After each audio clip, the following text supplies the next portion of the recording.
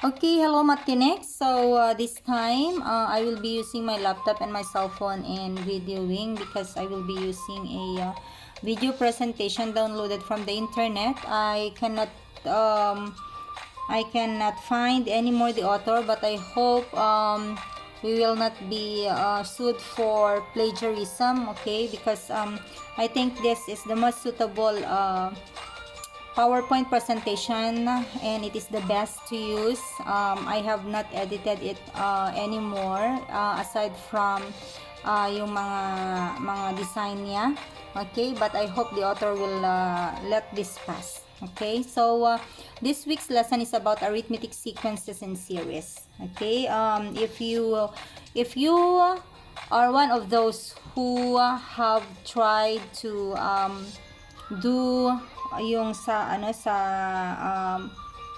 domino, yung papatayuin mo yung mga domino and then you will topple yung first na domino and then lahat na ng domino na itayo ay matutumba. Okay, so this domino effect somehow illustrates occurrences of certain situations and real life. Okay, like kindness. If you do kindness to someone else and then that someone else will have a high possibility of extending that kindness to other people as well, and then hanggang sa parang magiging domino effect na siya na ang kindness na pinakita mo sa isang tao ngayon ay naipapakita na sa napakaraming tao. Ganun din ang hatred. Okay, so if you have given hatred to someone else, may possibility din na yun din ang ipapasa niya sa iba. Okay, so spread kindness instead of hatred because it will make a domino effect to other people as well. Okay, so in mathematics, the principle of mathematical induction is likewise illustrated by this domino effect. Okay, it involves the principle of infinite sets of successive integers contributing to tedious process of proving, and it also shows that if a value is true, then the succeeding values are also true. Okay, that is also written in the Bible. It says there, if you are trustworthy with little things, then you will be entrusted with bigger things. So let us all be trustworthy no matter how much little we have. Okay, we should be good stewards. Okay, so let us begin with our lesson, arithmetic sequence in series. So this lesson is or has been discussed to you since grade 7. Meron na kayo nitong arithmetic sequence na ito.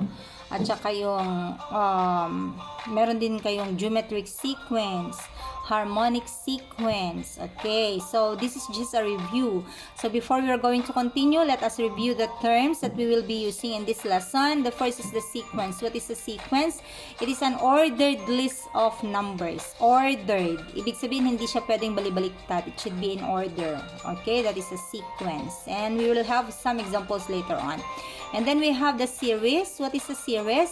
It is the sum of the terms in a sequence. So in a sequence, there should be more than one number because you cannot call it a sequence if there is just one number. It could be more than two. Okay, and then the sum of those terms will be called series or is called series. And then we have the term. The term is a specific number in a sequence. So we have what we call the first term, the second term, third term, fourth term. That is why it's called ordered. Okay, because the first term should not be in the place of the third term or vice versa. Okay, and then we have the arithmetic sequence, a sequence of numbers where the difference between consecutive terms is constant. Okay, so we have also please can you see a cursor? Meron ba kayong nakikitang cursor? Ayan. take note of the difference, okay, and the consecutive. What is meant by consecutive terms? Kapag sinabing consecutive, magkasunod, okay, and it says here the difference between consecutive terms. Yung difference daw between yung magkakasunod na terms ay constant. We also have here geometric sequence, a sequence of numbers where the ratio. So here we have the difference in arithmetic sequence, and the geometric sequence, we call it the ratio between consecutive terms is constant. So if we say ratio, we are referring to multiplication, okay? And so it is an arithmetic sequence when the same number is added to get from one term to another. Example, or the number being added is called the common difference. Example, wala pa. To find the common difference, subtract any two consecutive numbers or terms. Okay, ulitin nga natin yon. It is an arithmetic sequence when the same number is added to get from one term to the next. So the first term is being given, you add the common difference, and then the next term is identified or determined. To find the common difference, you subtract any two consecutive terms. Okay, so here to find the difference, or D, we have a sub 2 minus a sub 1.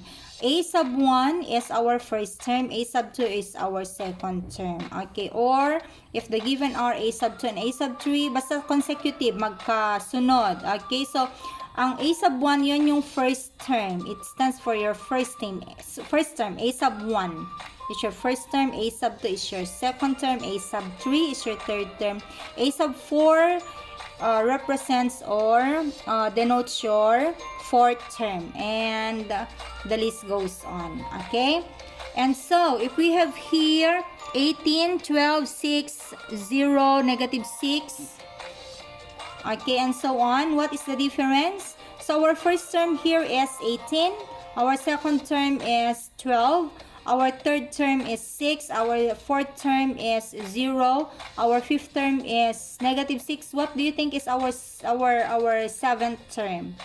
It should be, yes, negative 12. Why? It's because the distance is, it says there, to find the distance, you have to subtract two consecutive terms. So, halimbawa, itong 18 and 12. So, 12, it should be a sub 2 minus a sub 1. It's not a sub 1 minus a sub 2, okay? So, 12 minus 18 is negative 6. We have here 6 minus 12 is negative 6. 0 minus 6 is negative 6. So, it is constant. Pare-pareho dapat yung difference, okay? So, the difference or the common difference is negative 6. Ayan. How about this one? Negative 13, negative 6, 1, 8. So, what do you think is the distance or the common difference, rather? The common difference is negative 6 minus negative 13, that will be 7. 1 minus negative 6, that is also 7. 8 minus 1, that is also 7. So, the common difference is 7. Ayan. So, I hope that is clear. That is just like 1, 2, 3. Okay? Decide if it's a series or its series is an arithmetic series. Okay? So, it is an arithmetic series. Oh, sorry. This should not be series. It should be sequence. Oh, sorry. Okay, typo error. This is not arithmetic series. Okay, because later on you will see the difference between a series and a sequence. This should be sequence. Okay, so decide if its sequence is an arithmetic sequence. If so, find the common difference. Okay, so we have negative 5, negative 1, 3, 7, and 11. So how are you going to identify whether it is an arithmetic sequence or not? There should be a common difference. Okay, so negative 4 minus negative 5, negative 4, sorry. Negative 1 is minus negative 5 is, that is negative 4. There are positive 4 rather, sorry. 3 minus negative 1 is 4. 7 minus 3 is 4. 11 minus 7 is 4. Therefore, there is a common difference which is 4. So, yes, it is an arithmetic sequence. How about this one? 5 minus 4 is 1. 7 minus 5 is 2. 10 minus 7 is 3, 14 minus 10 is 4. So is there a common difference? No. Okay, there is no common difference. Therefore, it is not an arithmetic sequence. And then we have here 4 minus 1 is 3, 8 minus 4 is 4, 12 minus 8 is 6. Ay, 4 pala. 1 minus 4. Okay, 12 minus... Okay, so kung mapapansin nyo dito sa third and fourth, ay third and second, and then sa fourth and third, and then sa fifth and fourth, pare-pareho sila no ng difference. But then kapag tinitignan natin itong 4 minus 1, that is 3. Therefore, still it is not a arithmetic sequence. So, dapat talaga pare-pareho yung difference. How about this one? Negative 8 minus negative 4 is? Yes, negative 4. And then we have negative 12 minus negative 8 is negative 4. Negative 16 minus negative 12 is negative 4. Negative 20 minus negative 16 is still negative 4. Therefore, it is an arithmetic sequence since the difference is, or the common difference is negative 4. Okay, so I hope that is already clear. Now you know how to identify an arithmetic sequence. Now, if the first term of an arithmetic sequence is 10 and the common difference is 3, find the next 4 terms. Ayan na. So, this has been discussed to you when you were in grade 7. Okay, so first we are going to look at the equation of our, or the given of our problem. So ang first term daw natin ay 10, and then we have we have to look for the next 4 terms. So a sub 2, that is 10 plus the difference, and then the difference or the common difference is 3. So we have 10 plus 3 equals 13. And then for our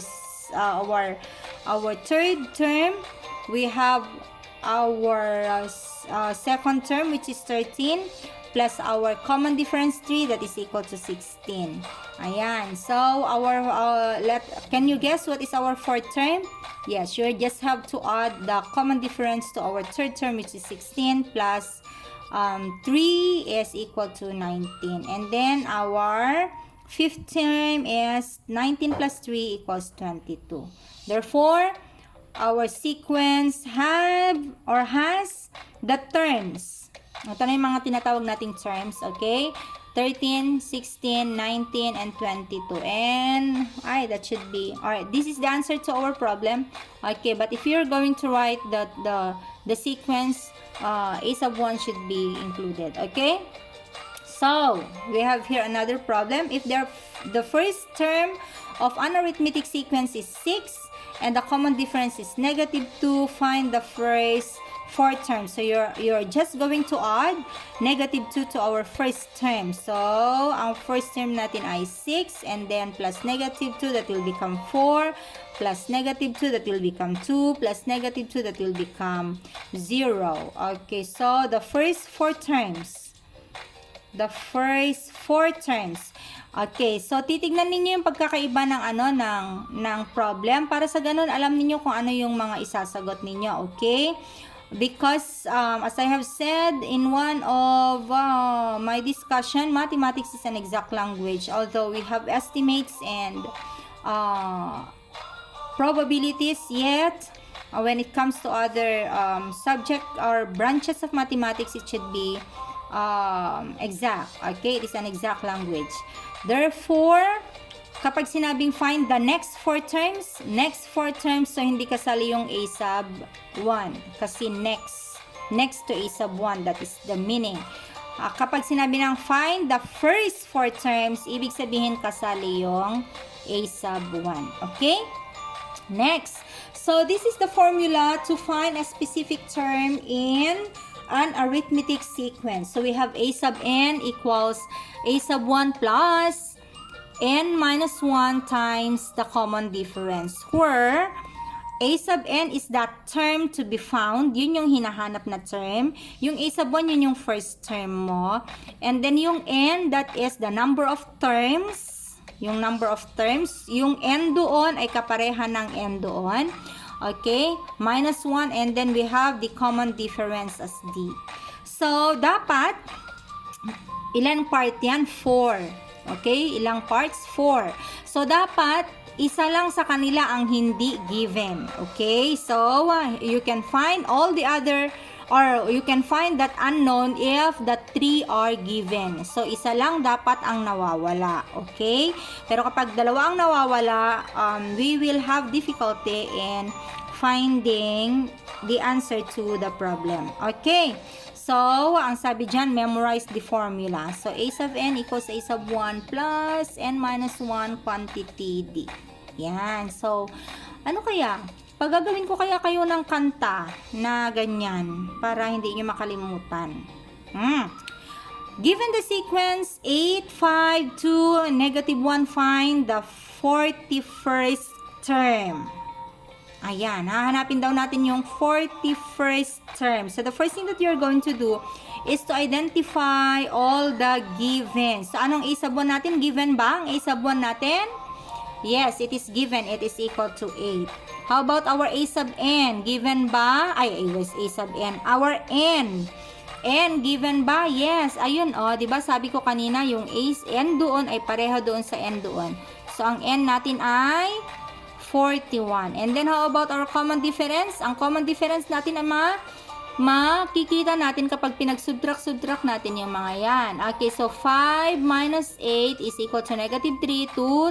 Minus 5 is negative 3. Negative 1 minus 2 is negative 3. So, the common difference is negative 3.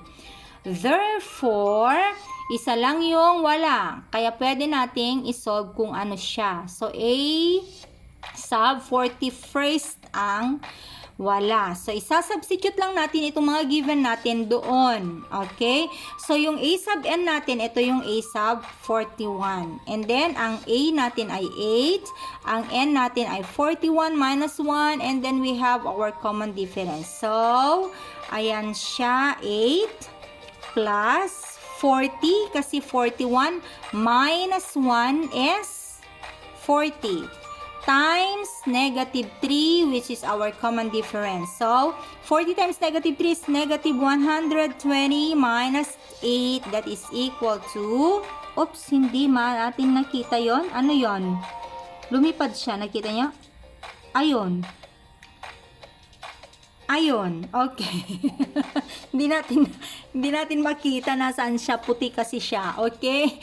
So, negative 120 minus 8, that is negative 112. So, our 41st term is 112. Tingnan nga natin. Ano ko na nga siya. Nandito yata siya. Ayan. So, let us see.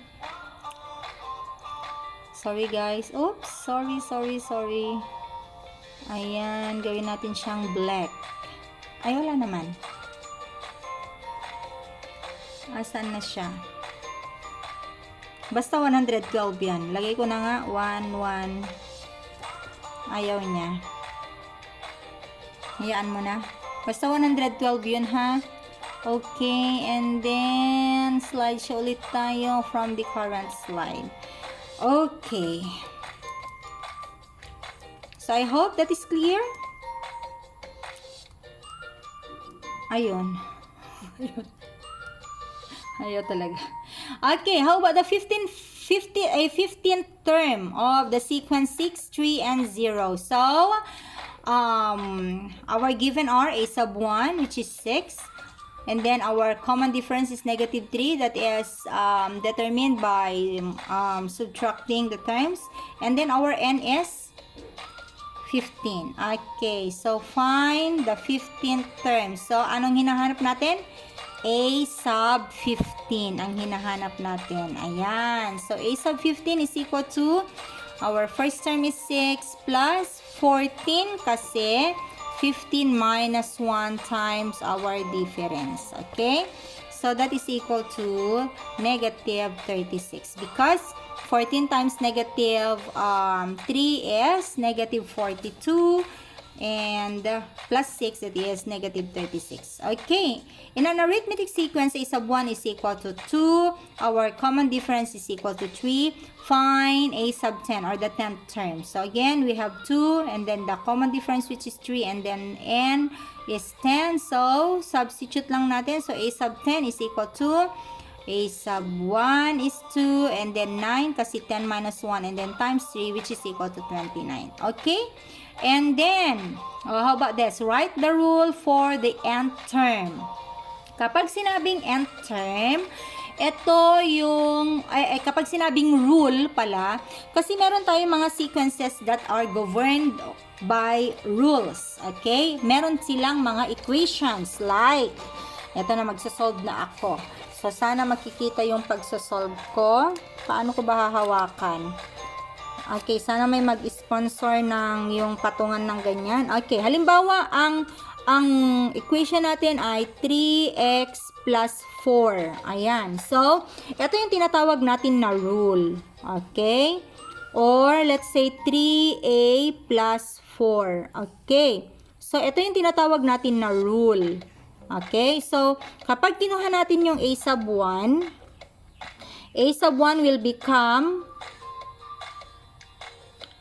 ayun 3 times 1, kasi yung n natin ay 1, tama? Plus 4, that is equal to, 3 times 1 is 3 plus 4, that is equal to 7. And then we have a sub 2, ayan, so 3 times, yung a natin ay yes, 2 plus 4 is equal to 3 times 2 is 6 plus 4, 10. And then we have a sub 3. Okay, and then we have 3 times 3 plus 4 equals, 3 times 3 is 9, plus 4 is equal to 13. Okay, so kung mapapansin ninyo, sequence siya, kasi 3, 10, 13. The common difference is 3. Diba? Okay, so tignan pa natin. A sub 4 is equal to 3 times 4 plus 4. That is equal now to 16. Okay, so ito yung tinatawag natin na rule. Okay, so kapag given yung a sub 1 natin at saka yung difference natin, pwede nating makuha yung nth term niya, kasi kapag sinabing nth term, yun yung katuloy niyan. So a sub up to a sub. So a sub 1, a sub 2, a sub 3, a sub 4 hanggang sa a sub n. So yung n natin can be any positive number. It can be 1,000, it can be 10,000, it can also be millions, but it can also be a sub 1. So it should be a positive integer. Okay? So, ayan. Kapag rule ang hinahanap niya, we can still use our formula for sequence. Okay? So, we have here a sub n equals a sub 1 plus n minus 1 times d. So, anong gagawin natin dyan? Isa-substitute lang natin yung given. So, a sub n equals 6. Okay? Yung ating first term, 6 plus n minus 1 times d. And then, anong susunod? Distributive property natin yan. Okay, so magiging a sub n equals 6 plus n times 2 is 2n minus, since that is minus, or negative 1 times 2 is negative 2. So, we can simplify this by adding the common terms, or like terms rather. So, that is a equals 2n plus 4. Bakit 4? Kasi 6 minus 2 equals 4. So, the rule for the nth term of the sequence with the first term 6 and the common difference 2 is 2n plus 4. Okay? As simple and as easy as that. How about this? Write a rule for the nth term of its sequence. Then, find the 25th term. Okay? So, a sub 25. Ayan. So, the first thing that we are going to do is to identify the parts. So, we have a sub n equals a sub 1 plus n minus 1 times d as our equation. So, we have a sub 1 is A sub 1 is 48. Ayan. So, plus n minus 1 plus the common difference is 5 kasi 53 minus 48 is 5. 58 minus 53 is 5. 63 minus 58 is 5. Okay, and then distribute. O, diba? Parang naglalaro lang tayo. So, we have 5n plus 43. Okay, so, bakit 43? Kasi 5n and then minus 5. So, 48 minus 5 is 43. Okay, and then we have still another problem here. We have a sub 25. So, the 25th term daw. So, i-substitute mo na lang yung 25 doon sa n mo. O, diba? Parang mas madali kesa yon. Okay? Pero parang ganun din. So, or 5 times 25 is 125 plus 43 is 168. Okay? So, as simple and as easy as that. If you have any question about this, you can comment down below. And then we have here negative 21, negative 39, negative 57, negative 75. So again, we are going to find the rule for the nth term and then find its 25th term. Okay? And so we have our first term is negative 21. So ayan na siya. And then n minus 1. Kapag kinuha natin yung common difference, that is negative 18. So distribute mo yan, magiging negative 18n plus 18. Okay, so that will become negative 18n minus 23. Kasi negative 21 plus 18 is equal to negative 3. Okay, and then we have to find that the 25th term. We have a sub 25 equals negative 18. Ayun. Times, isubstitute mo na lang yung n, minus 3 equals 453. Okay. Write the rule for the nth term of, ayan, kapag ang given naman ay 17th term, at saka ang common difference ay negative 4. Naku, paano yan ngayon? Hindi siya a sub 1. Ang given ay hindi a sub 1. Pero, nth term ang hinahanap niya. So, anong gagawin natin? Ang unang gagawin natin, kasi kapag nagsulat tayo ng nth term, kailangan natin yung a sub 1, di ba? Okay, so ang unang gagawin natin ay hanapin yung a sub 1. So, paano natin hahanapin yung a sub 1? Ayan, sabi niya, need to know the first term first. Okay? So, paano natin makukuha yung a sub 1? Ngayon, meron naman tayong a sub n. Okay, pwede natin gamitin yung a sub 17 as our a sub n. So, i-substitute natin yung 22 doon sa a sub n. At yung n natin ay 17. Nakukuha niyo yan? I-substitute natin yung a. Ito yung a sub n natin. Our a sub n is equal to a sub 22. Ay, a sub 22. A sub 17. Ano ba yung a sub n natin? 22. So, yun ang ilalagay natin dyan.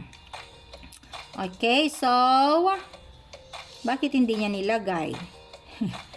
Hindi niya ayun. So, ang a sub 17 natin ay 22. Yun yung a sub n natin. Ipagpalagay natin na yun yung a sub n natin. Equals a sub 1, hindi natin alam.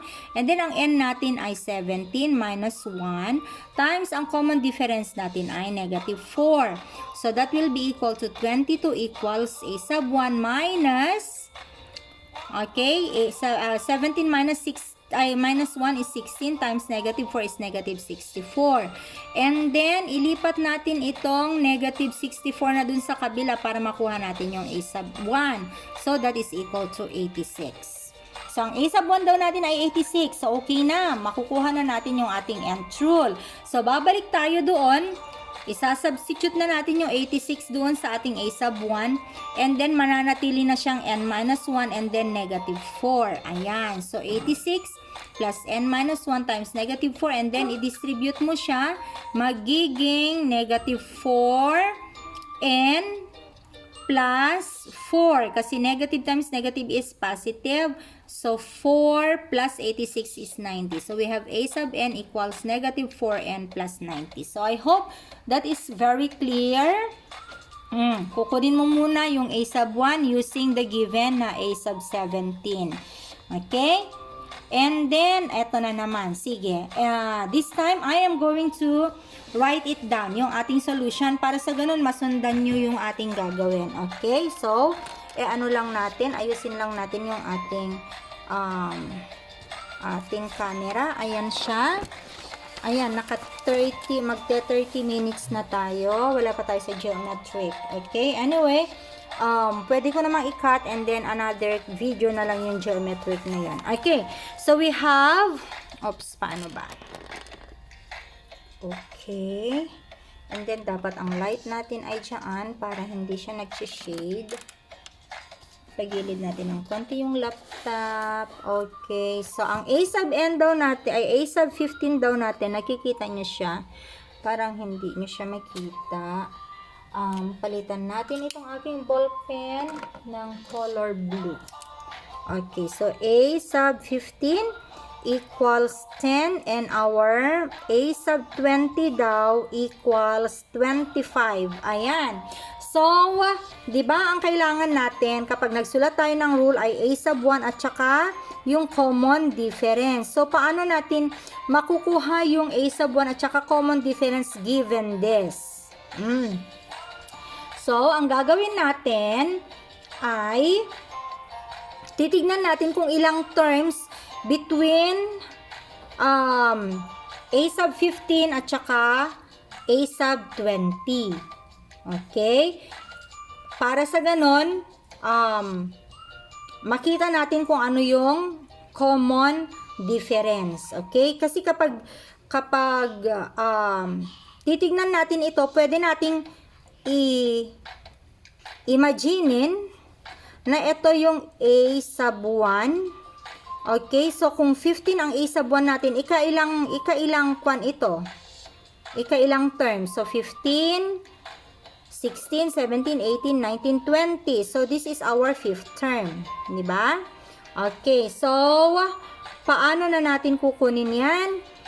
A sub n equals A sub 1 plus n minus 1 times d. Ngayon, i-consider natin na ito yung A sub 1 natin. Ito yung A sub 5 natin. Kasi nga, kung ito yung 1 natin, then that is our fifth term.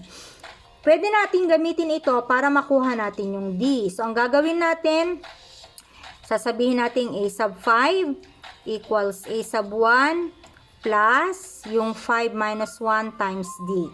Okay? So, yung A sub 5 natin ay 25. So, i-substitute din natin yun.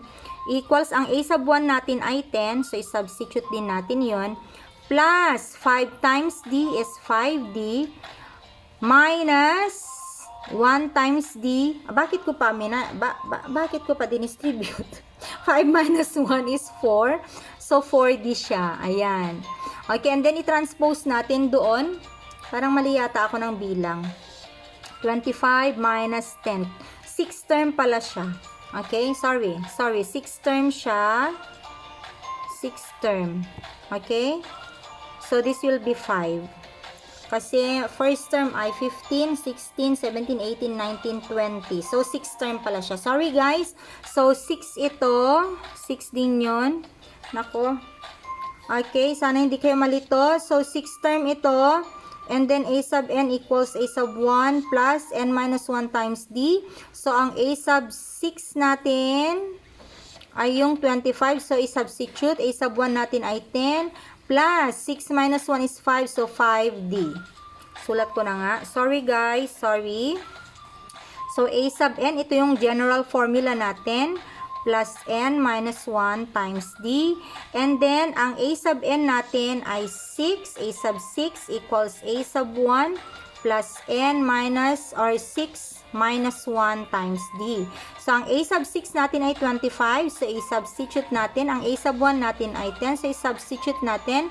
Plus, 6 minus 1 is 5d.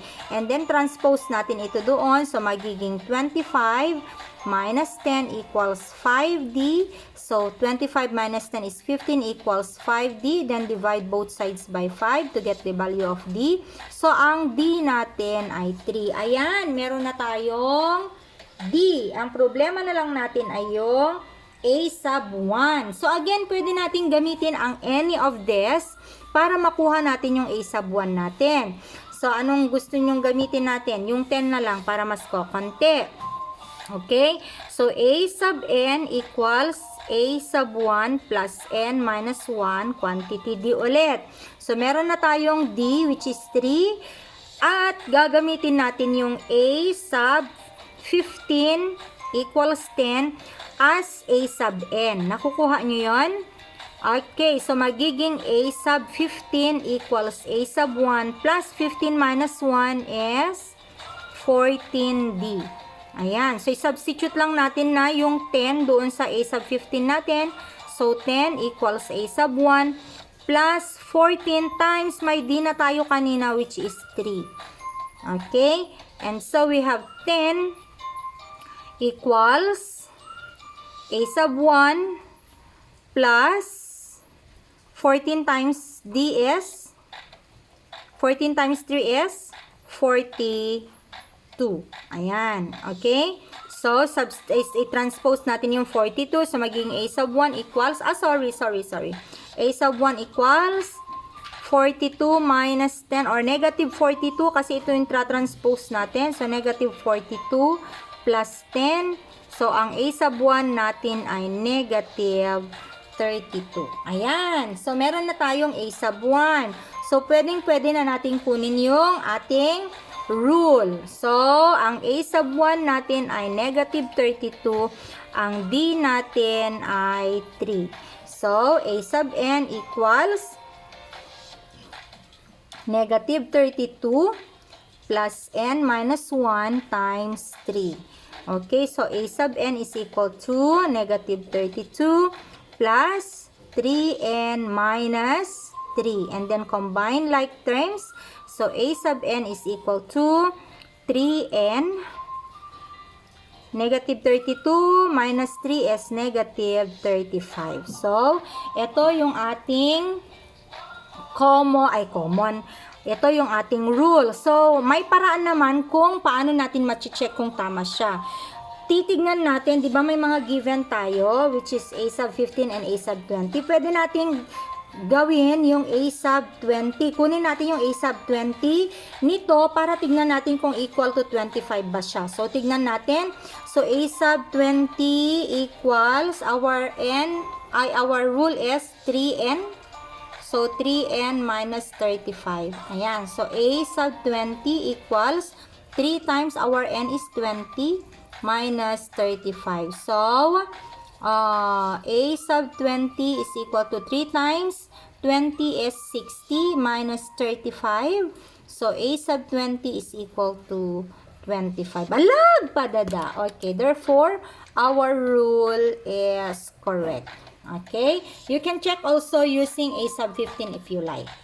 Okay, so I hope maliwanag na yan. Ganyan ang gagawin kapag ang given ay dalawang terms. Okay, so titingnan ninyo kung ano yung distance nila and then yung mas mababang term, yun ang i-consider ninyo bilang a sub 1 at yung mas malaking term, bilangin ninyo, yun yung a sub n ninyo.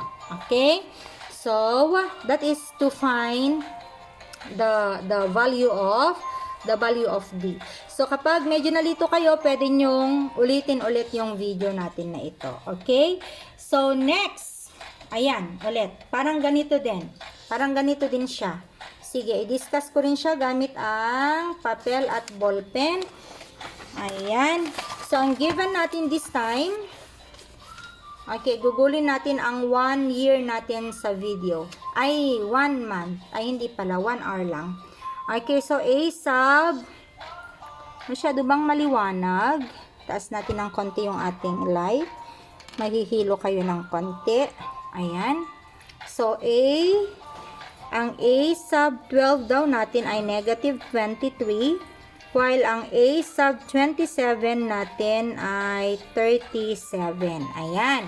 So, kapag ganito ang given ulit, imaginein natin na ito yung a sub 1 natin. At kung 12, yung a sub 1 natin, 12, 13, 14, 15, 16, 17, 18, 19, 20, 21. Ay nako, 27 minus 12 na lang, plus 1.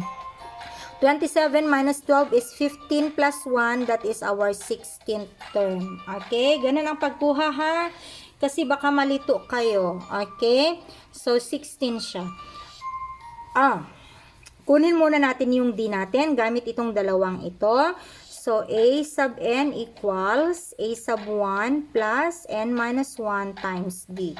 Mamaya, i-derive din natin kung paano natin kukunin yung yung D na hindi na natin ginagamit ito at hindi na natin ini-imagine na ito yung ating first and 16th term.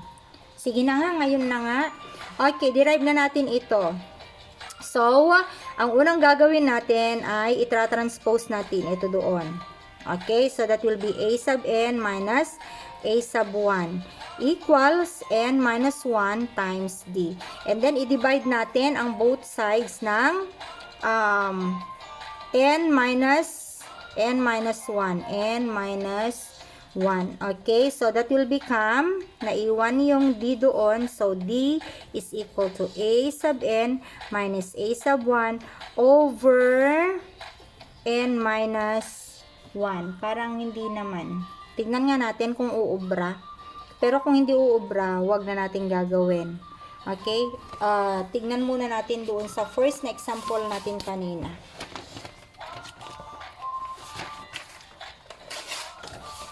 Okay? Ayan. So, ang first example natin kanina, imaginein mo po rin pala na ito yung A sub 1 at saka A sub 16. Tignan nga natin dito. So, yung ating formula daw, ang given natin kanina ay A sub 15 equals 10 and A sub 20 equals 25. Kukunin natin ang D gamit ang A sub N minus A sub 1 over N minus 1. Okay? So, still, ito yung A sub 1 natin at saka ito yung A sub 6 natin. Bibilangin pa rin natin. Okay? Mamaya, magbibigay din ako ng ibang equation para hindi na tayo maggaganito. Okay, so D is equal to A sub N natin ay 25 minus ang A sub 1 natin ay 10 over ang N natin dito ay 6 minus 1.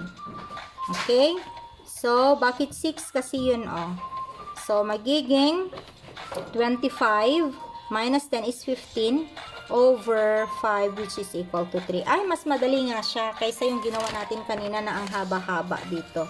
Okay? So, yan na ang gagamitin natin. Or, meron pang magandang isang formula which is D equals paano ba? Yung first or yung less na yung pinaka mas mababang term which is negative. Tignan natin dito. Dito muna tayo para kapag huwag na natin gagamitin. So, D is equal to ito, di ba ito yung parang hindi ko naman nakikita. Okay, ito. Di ba ito yung naunang term. Ito yung mas last na term. So, latter term minus D, mas naunang, bakit parang ako nalilito din? Basta, ito ay 25 minus 10 over itong terms nila and terms nila 20 minus 15. Ganyan. Okay, so ito, pag minusin mo, pag ganon, and then pag minusin mo rin yung sa ilalim niya, yung pag ganon. Okay, so that is 25 minus 10, 15 over 5 which is equal to 3. O parang mas madali na naman yan. I-apply natin dito.